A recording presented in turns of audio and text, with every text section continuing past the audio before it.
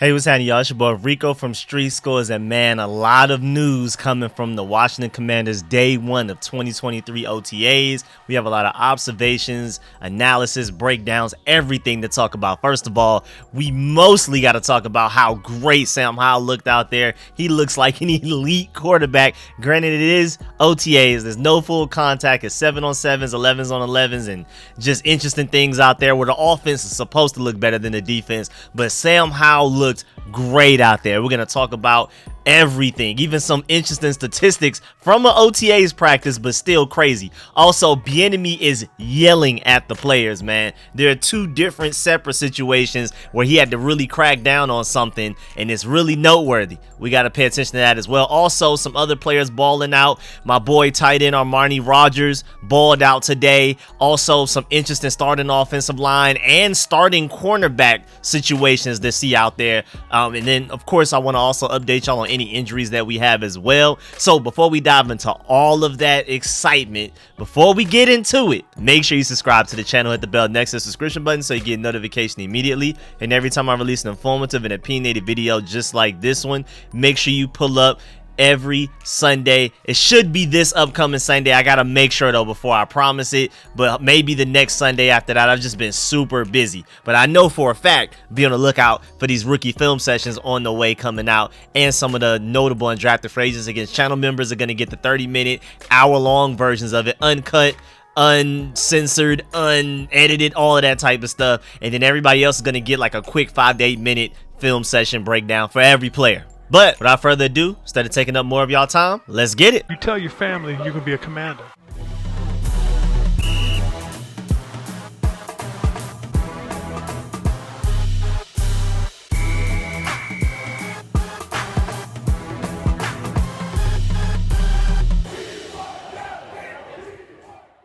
All right, so first of all, from what I'm hearing, Jamin Davis and John Ridgway worked to the side. So maybe their injuries aren't that serious, but maybe they have something going on to where they worked on the side field. I haven't heard anything about them being hurt. And again, the fact that they're working to the side maybe is not that serious. Also, shouts out to Bleeding Burgundy and Gold, because he pointed out the fact that Jahan Dotson looks noticeably bigger from last season. He was pretty skinny last year, and he's still relatively skinny, but the fact that he gained some weight is really interesting.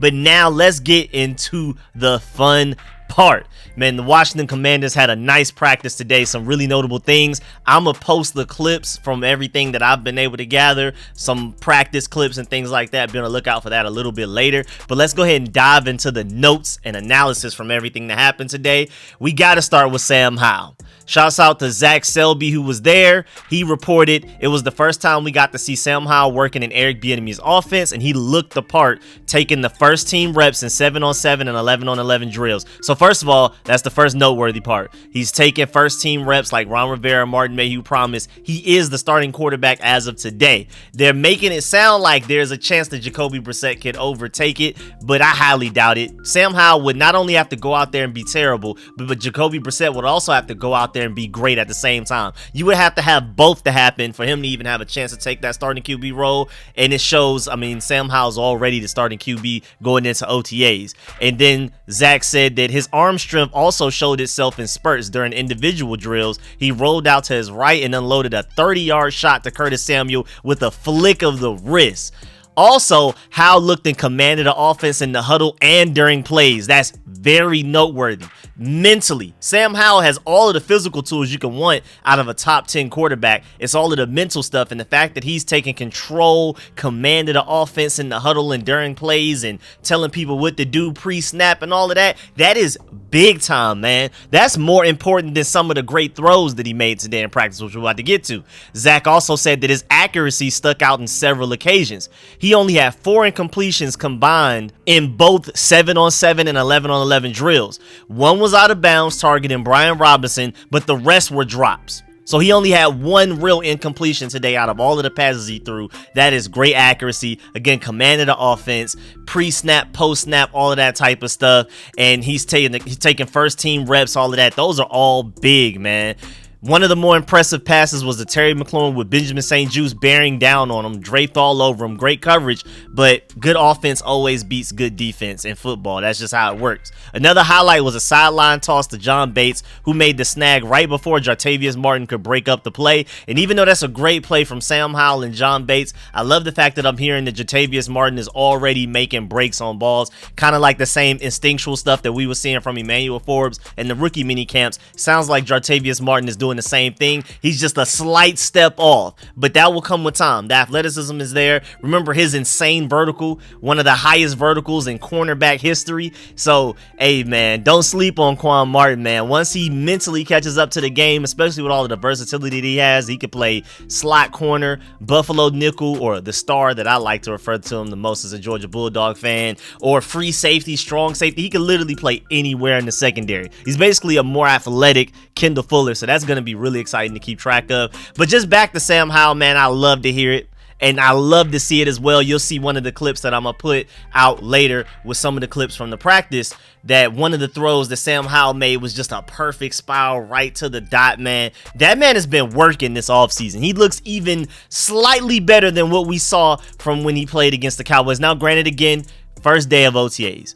No fully padded, no contact. We still have some players missing, like Chase Young, Montez Sweat, and Charles Leno aren't out there, but everybody else is. But still, this isn't like a real simulation of the games. Again, some of the drills they were doing were 7-on-7. And of course, the offense is supposed to eat up in 7-on-7 drills. The more players on the field, the easier it is for the defense to do their job. The less players on the field, the easier it is for the offense to do their job. So, of course, you're supposed to ball out in 7-on-7s. And even on 11-on-11 drills, again, with no full contact, he doesn't have to worry about getting hit and things like that. There's no real sense of urgency. But the fact that he still went out and balled out, I mean, at the very least, we know he doesn't look bad. How hyped can we get with how good he looked? Not exactly sure yet, but at the very least, we know he's not out there stinking up the place. And I'll take that as a positive any day of the week. And then, of course, when it comes to things like this, when Sam Howell is balling out, the receivers are making plays, John Bates is even catching passes, and then we're going to talk about Armani Rogers a little later, but you always got to think, is the offense that good or is the defense that bad? And with it being OTAs, it's kind of hard to tell. You can get a better feel for it maybe training camp, but even then, with you going against each other, when one side beats the other in any situation, any play, any drive or whatever, you just automatically look at the side that lost like, man, y'all must suck, or the other side must be that great. We'll get a better tracking of what we actually look like when we go against the Ravens in these joint practices, and then we play against them in the preseason the following Saturday or Sunday, I believe. I think it's Saturday though. Either way, we have some joint practices with the Ravens, and then a few days after that we play them in a preseason game. That will be a great way to truly see where we are offensively and defensively. And again, when you see the offense balling out, again, even with it being 7-on-7s and 11-on-11s, it makes you question, did the defense get worse or did the offense get that much better? Because that was not the case last year, especially not often. There were days where the offense looked better, but it wasn't very often. I mean, granted, again, Taylor Heineke and Carson Wentz had QBRs in the 30s when it comes to rank, like literally worse than other teams' backups and way worse than most teams' starters.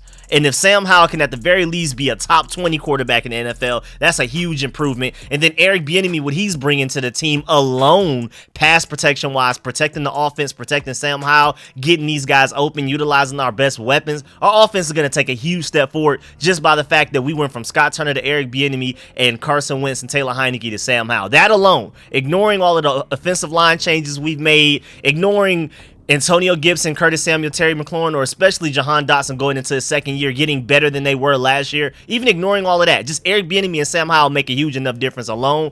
But at the same time, I don't think it's that the fact that the defense got worse. I feel like if anything, the defense got better because our secondary definitely got better compared to last year with Emmanuel Forbes and Quan Martin getting added to it. So I think the offense just got that much better. I don't want to sit here and be glass half full, super optimistic. I know I usually am, and I don't want to go too far with it right now, but it sounds like the offense is definitely making strides forward. But again, want to hamper down expectations and hype a little bit, because it is OTAs, and again, some of it was even 7-on-7s. And again, 7-on-7s, if the offense isn't beating the defense, there's something terribly wrong. So it's a good thing that they went out there and balled out, but it's kind of expected.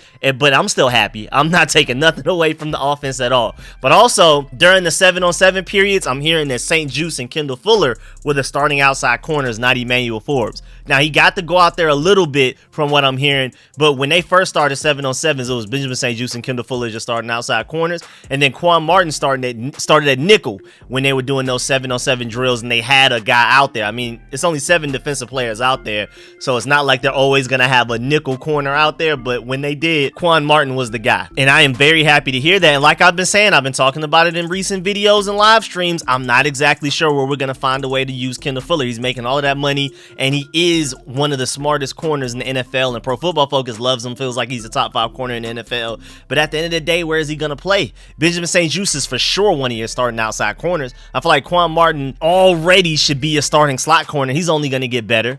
And then Emmanuel Forbes is your first round pick. You're going to have your 16th overall first round pick coming off the bench. So I guess Kendall Fuller is just one of those guys we're going to figure out how to bring him into the rotation. I definitely don't want him at slot. So if he's on the field, he's playing outside corner. Last time we saw him at slot recently, it wasn't good. So Quan Martin, I feel like he has slot corner on lock whenever we have one out there. And then it's basically between Kendall Fuller, Emmanuel Forbes, and Benjamin St. Juice, who are 2 main primary starting outside corners any given play. And again, you drafted Emmanuel Forbes 16th overall, so he's gonna have to start somewhere, right? I mean, unless he just goes out there and is not prepared. But I feel like even if he isn't good enough to start out there, which I highly doubt, I think he's already good enough to play right now. I'm very high in Emmanuel Forbes. Even if he wasn't, politics. Ron Rivera and company are not just going to go out there and not have him starting week 1 and make it look like they made the wrong decision with the draft pick. They're just not going to do that. So even if Emmanuel Forbes isn't worthy of starting over Kendall Fuller, he probably will just because of politics and how it makes the Rivera and company look, Martin Mayhew, all of those guys, their decision making and drafting and all that type of stuff. And then again, Benjamin St. Juice, when healthy, you can't pull him off the field because he's your guy that did a great job against Justin Jefferson, a great job against AJ Brown, and any of the bigger receivers. He's our best option right now with his length and his change of direction skills, man, and those hips that he has, man. He's our best chance against the DK Metcalfs, the Mike Evans, the Keenan Allens, all of those taller, bigger receivers. Kendall Fuller and Emmanuel Forbes, we really don't want those guys matched up against them. We want Emmanuel Forbes against Devonta Smith, Brandon Cooks, and those speedy, agile, shifty type of guys. So I don't know where Kendall Fuller plays, but as of right now, Kendall Fuller is your starting slot corner. I mean, starting outside corner, my fault. And if we're going to get him onto the field, I'm just not exactly sure where or how. You're not taking Cameron Curl off the field, and then Derek Forrest, as long as Cameron Curl is on the field, looks really good. If Cameron Curl's hurt, I don't know about Derek Forrest. He looks lost out there, but when Cameron Curl is healthy, that man, Derek Forrest, should be able to go out there and ball out. And I'm expecting Cameron Curl to stay healthy this season compared to last year because the Commanders have already made it known that they don't want to play him in the Buffalo nickel role anywhere near as much as they've done previous years because they want to keep him healthy. Last year, he kept getting hurt because he was playing the Buffalo nickel. They want to keep him as a pure, strong safety. That's it. Cameron Curl is versatile enough to play all over the field, but they really want him to stay strong safety and have somebody else fill in the Buffalo nickel role, which is going to be like a mix of Quan Martin, maybe like Khaleke Hudson, I guess. We'll see. And then, of course, you still have Percy Butler and all of those type of guys. Maybe even Derek Forrest, even though he prefers to play free safety. He has the build of exactly what we want in the Buffalo nickel. Like, if we're talking about how guys are built and athleticism and all that type of stuff, Derek Forrest would be my #1 candidate for Buffalo nickel, but he's just uncomfortable with it. He prefers to play free safety, and as long as Cameron Curl is on the field with him, he looks great at free safety. He looks rangy, looks like he knows everything that's going down. For some reason, when Cameron Curl isn't out there, he's just lost. Either way, I just don't see who you take off of the field to put Kendall Fuller out there. We'll have to see. This is going to be really interesting to monitor. I don't think we cut him because, again, like I've said, do I depend on Benjamin St. Juice and Emmanuel Forbes, who, even though he just played in the SEC and balled out in the SEC, do I expect both of those guys to remain healthy an entire 17-game season? Not exactly. And Kendall Fuller is a good enough starting corner to where if one of those guys get hurt, we're good with Kendall Fuller starting on the opposite side from the guy that's still healthy. So I think you do keep him. It's going to be weird to see where he plays and how much he plays, but I don't think you cut Kendall Fuller. But I'm also like, I don't know where he starts at this point, man. I mean, even just politics alone, where do you start Kendall Fuller? You're not pulling Benjamin St. Juste out of the starting lineup. But moving on, that just kind of went on a tangent outside of what happened today in practice, but it was related.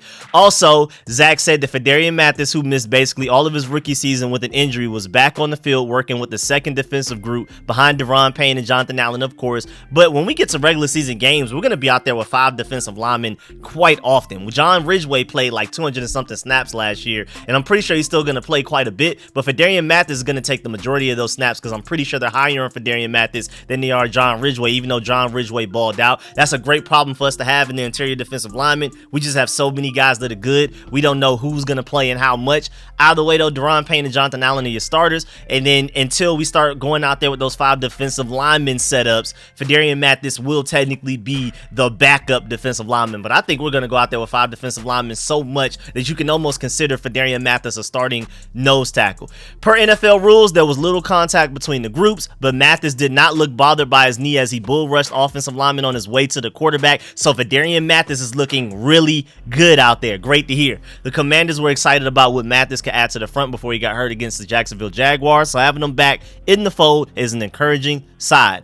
Also, there were moments where Jacoby Brissett showed the veteran moxie that Bieniemy and quarterbacks coach Tavita Pritchard have praised this offseason. That was clearest during red zone drills where he was able to fit passes into tight windows, which I expect of a veteran quarterback. He had 2 touchdown passes during 7-on-7 drills, one to Cole Turner in front of the corner of the end zone, and another to undrafted free agent Mitchell Tinsley, who continues to make plays this offseason. Our first interceptions of OTAs came from cornerback Tariq Castro-Fields, though. You remember Emmanuel Forbes had one in rookie mini camps, but as far as OTAs goes, Tariq Castro-Fields has the first interception, and it was on Jacoby Brissett, who tried to air out a pass to De'Ami Brown. Castro-Fields made the leap and secured the pass himself before jogging off the field in celebration. Shouts out to Tariq Castro-Fields. I do feel like he's an underrated player. I may not be as high on him as some of y'all are, but I am pretty high on Tariq Castro-Fields. I think with that freakish athleticism and speed, that there's definitely something to mold there, and I wouldn't sleep on him playing any during this regular season. Will he be a starter? I doubt it, but I think he'll contribute more this upcoming season than he ever has in his NFL career. I think he can be a pivotal player for this team, especially as like a backup depth piece. Again, that freakish athleticism and the fact that he's already making plays in the first day of OTAs against a veteran quarterback who, again, Jacoby Brissett outside of that throw looked really good. Sounds like Tariq Castro-Fields made a play more so than Jacoby Brissett made a mistake, so that's great to hear. It's good to hear that our backup quarterback, who you could argue is the best backup quarterback in the NFL, looking like the best backup quarterback in the NFL, and then you have 4th, 5th string corners out there making plays and getting interceptions. So again, this secondary is about to go from one of our weaknesses to one of our strengths. I'm telling you, especially after adding Emmanuel Forbes and Quan Martin, and then guys like Tariq Castro-Fields only getting better day by day. That's huge. Also, the starting offensive line with Charles Leno, Montez Sweat, and Chase Young not there. Already did a whole video talking about that, whether we should panic or not. Hey, you had Cornelius Lucas in place, starting left tackle. And I feel like with OTAs, I mean, you might as well just go ahead and throw Braden Daniels out there for him to get some meaningful snaps. But Eric Bieniemy has a plan, so I'm not going to question it. He had Cornelius Lucas starting at left tackle. And then you had Sadiq Charles starting at left guard over Chris Paul, which is interesting. And just to let y'all know, for those of y'all who may not know, Andrew Norwell is still only on this roster right now because they're waiting for him to get healthy so that they can cut him. So Andrew Norwell is not a part of any of this stuff. Rivera, even way back before the draft, was saying the left guard competition was between Sadiq Charles and Chris Paul. But right now, Sadiq Charles is starting at left guard, but I think once Ricky Strongberg is good enough to play at center, I could easily say Nick Gates starting at left guard. But I think it would be, honestly, I can see why Sadiq Charles is starting today, but I think Chris Paul by the end of training camp or at some point during training camp will be better than Sadiq Charles. But you can also argue that Nick Gates will be better than both of them at least day one, week one against the Arizona Cardinals. But I'm hoping at some point throughout the season, Chris Paul gets good enough and looks like how he looked against the Cowboys, build on that, develop even further as a 7th round pick and become our starting left guard of the future. And then Nick Gates will be basically your backup interior offensive lineman that can step in to play guard or center if there's an injury, even though he's more of a center. And then that means that Ricky Strongberg is good enough to start at center for us, which I think may happen by the time we get to week 1 against the Arizona Cardinals. I don't even think that's going to be a mid-season thing. I think that's going to be sometime during training camp that he officially takes over. I think Ricky Strongberg is that good. I mean, he didn't allow any sacks in the SEC last year. The SEC. So that's big. Samuel Cosme starting the right guard, Andrew Wiley starting the right tackle. So again, going from left to right, Cornelius Lucas, Sadiq Charles, Nick Gates, Samuel Cosme, and Andrew Wiley. Out of those 5, the only ones I see sticking to Samuel Cosme and Andrew Wiley, right guard and right tackle. Everything else is going to be different. I'm quite sure of that by the time we play week 1 against the Cardinals. Also, some notable news. Terry McLaurin had a really good move against Emmanuel Forbes on 7-on-7. Iron sharpens iron. That boy Terry McLaurin, Jahan Dotson, and Curtis Samuel are going to get Emmanuel Forbes right. He's getting a crash course in the NFL because Terry McLaurin is easily a top 10 receiver. You can have an argument for top 5 for different reasons. Jahan Dotson was arguably the best rookie receiver last year in a very deep class until he got hurt. Him and Stephon Diggs were leading the NFL in receiving touchdowns out of receivers, tight ends, running backs, everybody. And then when he came back and Taylor Heineke finally found a way to get him the ball, he started to ball out. And then when Sam Howell started against the Cowboys, Jahan Dotson looked like a top 15 receiver in the NFL. And then Curtis Samuel, I mean, we know what he does. We know what he did against us as a Carolina Panther, and I think Eric Bieniemy is going to be able to get that level of greatness out of him again. So, man, Emmanuel Forbes has his work cut out for him, and if there's any receiving group that Emmanuel Forbes would love to get drafted to have to play against throughout the entire offseason to get him the most ready for week 1 of the NFL season, you can argue ours is one of the top 5, top 10